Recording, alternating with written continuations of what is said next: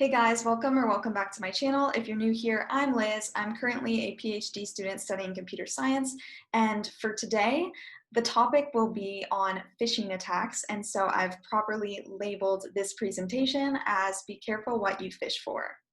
So before we begin, hi to all my subscribers. This video is actually an assignment for my cybersecurity class, and so it's going to follow a new format, but please keep watching if you want to learn about the risks of phishing attacks. If you have a Google account or an email account, these kinds of things will affect you. So I definitely recommend you learn a little bit and keep watching the video. So today we will be discussing my organization, a theme for the articles which we will discuss, and then I've listed the 3 articles here which we will go more in depth on throughout the presentation. One of them is data breaches, phishing, or malware, understanding the risks of stolen credentials. Another, who is targeted by email-based phishing and malware, and measuring the factors that differentiate risk. And then the third and final paper will be how experts detect phishing scam emails. And I will also be saying a unifying theme for this presentation and giving you my final thoughts. So the organization that these kinds of problems affect, the organization that I'm representing today is YouTube. So I've been a creator for almost a year now, and I've loved growing with the community and learning about the community. And part of that is that I really care about my accounts, I care about my channel, and I want to make sure that I can protect it as best I can. And it isn't just me, because there's over 37 million channels that exist today as of August 2020, and 500 hours of video get uploaded every minute. So there's constantly people on the platform and plenty of content that people want to protect and not have any of their account information jeopardized, which could delete or modify that content. So every YouTube channel has a Google account associated with it, and this is how it relates to phishing. So if this account is hacked, it can mean very bad things. And why would you ask that? So Google accounts can be linked to email accounts, like if you have a Gmail.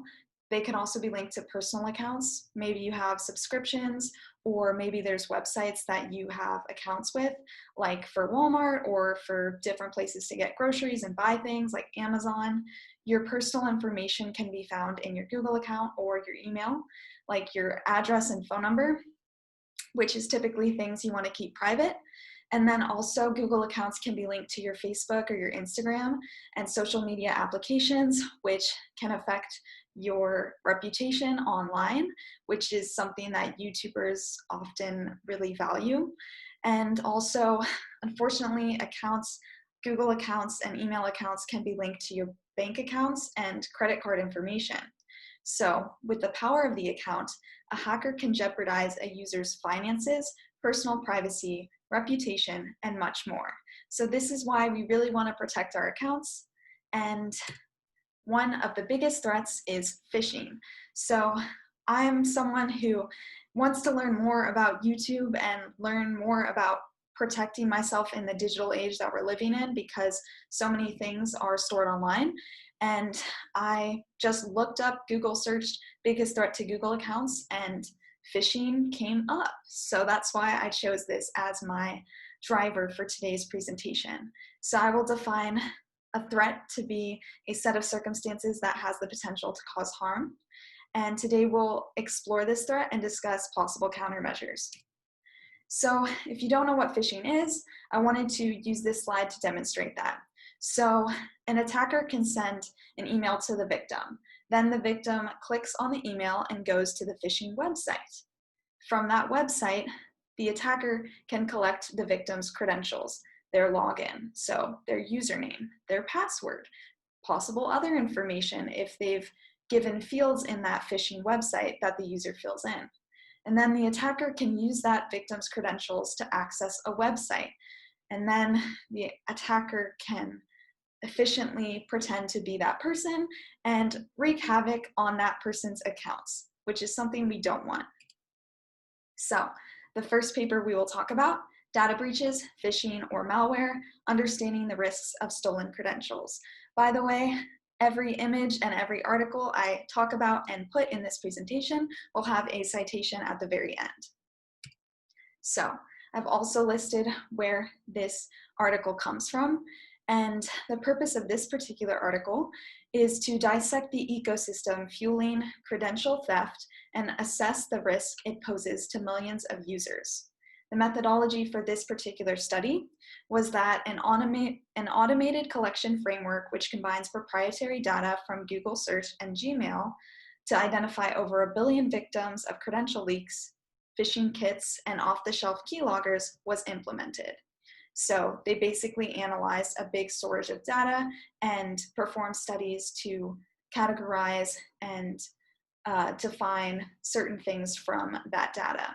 The outcome was that the findings show the global reach of the underground economy surrounding credential theft and the need to educate users about password managers and two-factor authentication as a potential solution. Strengths and weaknesses of this study. It was assessed that there are 12.4 million potential victims of phishing kits in a year, which is a very high number, and so this is a very real threat. It also showed a significant enough sample to evaluate the hijacking risks to users who have had their password exposed. So this particular study explained the dangers of after your password's already been exposed, how secure your email can ever become after it's been exposed. And then the weaknesses of the studies.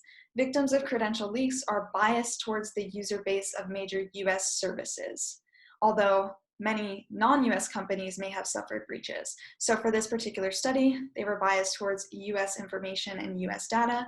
And then another weakness was that victims of phishing kits and keyloggers are biased towards the unknown black hat distribution strategies, which are beyond our visibility. So black hat as in sketchy black market types of things, which could not be accounted for here. And then I've just included one of the graphs from the study, which mapped out the number of potential victims from phishing attacks and from keylogger attacks from April 2016 to April 2017. So how is this relevant to my organization? This showed how blocking login attempts that fail to match a user's historical login behavior or device profile help mitigate the risk of data breaches and keyloggers, and to a lesser extent, phishing. So this is good news. So basically it means that if your login attempt doesn't really match your historical login behavior, then the website is more likely to say, hey, this is suspicious. We're going to stop this before it goes further, which is very good because you don't want your account to be in the wrong hands. And then this study also showed that an estimated 7 to 25% of stolen passwords to the data set would enable an attacker to log in to a victim's Google account and thus take over. 7 to 25% of stolen passwords. So yeah, I guess if you're in the other percentage of that, you're fine, but 7 to 25% of over 37 million YouTube channels is still a lot of people that this could affect. And if you have someone's Google account information, it can affect many things that I listed in the previous slide. So also, this study affirmed the use of two-factor authentication to secure accounts. So that's something people can use to help protect their accounts. It's something that you'll see even in the later articles. So now, article number 2, who is targeted by email-based phishing and malware? Measuring factors that differentiate risk. So again, the source for this is the proceedings of the ACM Internet Measurement Conference in 2020. So the purpose of this particular paper was to analyze factors such as demographics, location, email usage patterns, and security posture to identify which kinds of users are most at risk of a phishing attack. The methodology for this paper was that the study relies on anonymized data collected from Gmail consumer users between April 7th through August 31st, 2020. In total, the data set includes approximately 1.2 billion emails flagged as phishing and malware, and on average, 17 million weekly targeted users. So this study had a lot of data to pull from and analyze. And then the outcome was that several stable factors were identified that have a bearing on an individual's risk level, including age, locality, device classes, and even prior security incidents. Strengths and weaknesses of this study. One strength was that, again, the data set included approximately 1.2 billion emails flagged as phishing and malware.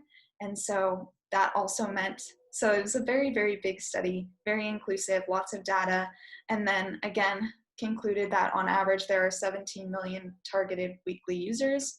And then the weaknesses of this study. So this was published recently, so the measurement period overlaps with COVID-19, so that might potentially affect this. Also, if you're hearing trains in the background, I'm very sorry. I can't control my outside life, but we're gonna power through it. And then another weakness was they used Gmail's proprietary detection and labeling systems throughout the study, which could introduce biases due to false positives and negatives in detection, or more subtly, the variations in detecting accuracy across regions or campaign structure. So this screen grab on the right kind of breaks down how many emails were sent by country. And so the United States has the largest percentage with over 127 million, and then that makes up 28.4% in the top 10 countries by volume of phishing. So you can see that this kind of affects different countries differently. And so the relevance to my organization, this study kind of talked about how age may affect your likelihood of being a target of a phishing attempt. And so it found that the odds of being targeted increased slightly with subsequent age group. And so, for example, the odds of someone 55 to 64 experiencing an attack is on average 1.64 times that of an 18 to 24-year-old experiencing an attack. And one possible explanation is that attackers specifically target older users, potentially due to their reported higher susceptibility to detection and coercion. And so I thought to myself, well, what's the average age of a YouTuber?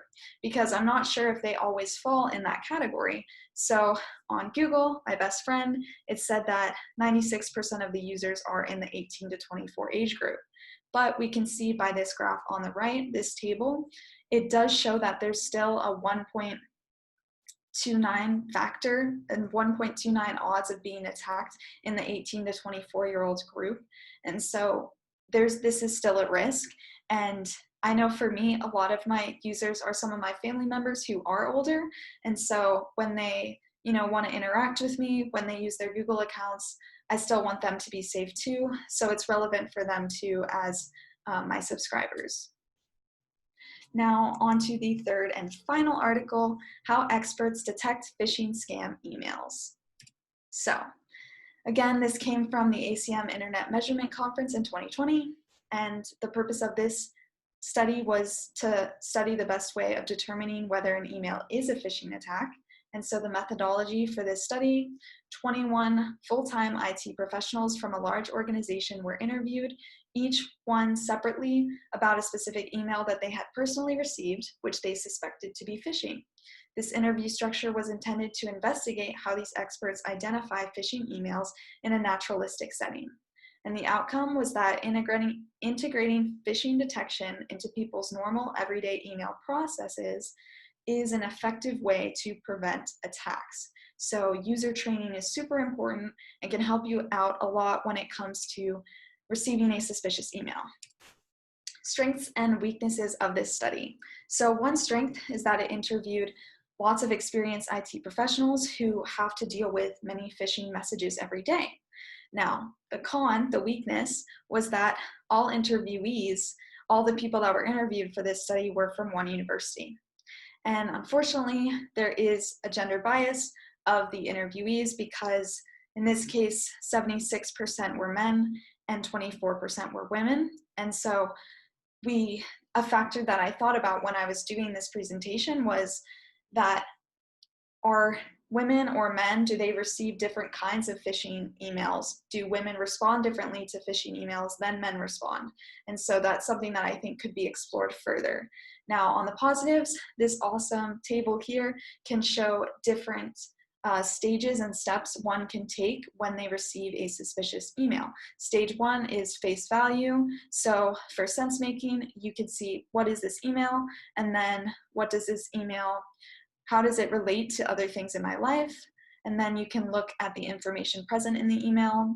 And from there, you can move on to stage 2, which, you could ask yourself, is this a phishing message? And then if you think it kind of looks weird, you can search and research a little bit more, see if anyone else has had a similar email come up that turned out to be phishing. And then finally, make a decision. Do you want to open it? Do you want to click the link? Do you want to wait? Do you want to ask somebody else? Should you just wait and ask your supervisor, or just double check with somebody before anything crazy is done? So, relevance to my organization. This article, I think, is one of the most important ones in this whole presentation, because YouTubers use their Google accounts, particularly their email accounts, for many things. I know I always get an email when I get a new subscriber, and often in your YouTube videos, people find you through your email account that's linked to your YouTube. And so when you're someone who wants to collaborate with big brands, I know a lot of people take sponsorships on YouTube. I'm very small, so I don't have personal experience with that, but I can see how a smaller YouTuber or a bigger YouTuber could see an email from a brand they want to work with, like, I don't know, like Adidas or something, and they log in with their email credentials thinking it's a legitimate opportunity, when in reality it's not. And so, since there's so many younger users on the platform, I think it's so important to educate people on how to monitor and detect phishing emails, so that they don't end up losing their whole Gmail, their Google account, and then from there they wouldn't have access to their YouTube channel. And I know, at least for me, I put so much time in my videos, and so many other people out here do too, and it honestly would kill me and be very sad and detrimental for me if all of my work suddenly disappeared, was deleted, or if I didn't have access to it. So something else, so I just want more people to keep their accounts safe, whether they're YouTubers or not, because phishing attacks affect everybody. So again, just some concluding thoughts on this presentation and unifying themes. Phishing can jeopardize user privacy and confidentiality, especially if the email is linked to multiple accounts like YouTube. So if you receive an email that's a scam, it's a phishing email, and you click on it and say, it looks like it's the Google login, and you put in your information to that account, but it wasn't the real Google login, then unfortunately that gets sent to the attacker, and they will be able to use that information for their own gain, which is not what you want. And then different factors like age and location can impact how likely someone is to fall victim to an attack. So that's something I wanted to explore a little further, because I know that there's lots of people on YouTube that are very young, but then also, like, I have family members who want to support me and be better and understand the tools of YouTube more. So I just want to make sure that they're protected as well. And then, of course, too, depending on where you are locally, or where you are, which country you're in, that can affect the likelihood you will be victim to a phishing attack.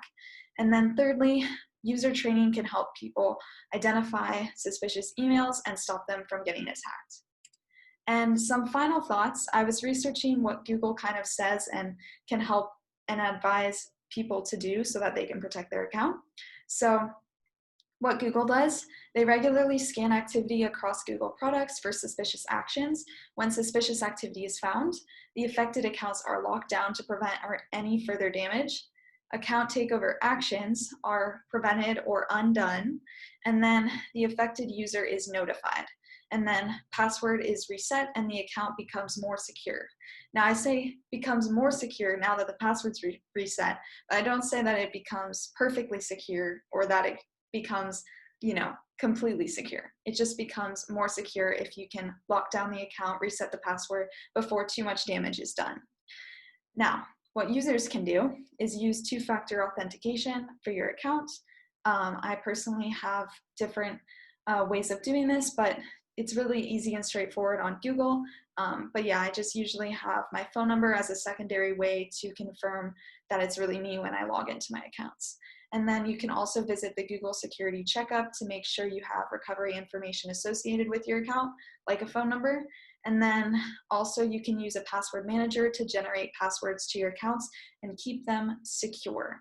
So something like KeyPass or Smart Lock for Chrome, these things will help make sure that you don't have to remember too many passwords in your head all the time, but that they are safe and secure, and you won't be as much at risk of someone guessing your password or finding your password and using it against you. Thank you so much for watching, and I hope you guys learned something new. I have citations in the next few slides, so if you want to read these more in depth, but this was a really cool way for me to explore something that affects YouTube and something that affects pretty much anyone with an email account. And so it's a very relevant topic, and I'm glad I got to learn a little bit more and that I got to share it with you guys. So here's the article paper citations, and then here are the image citations for my presentation. Thank you guys so much.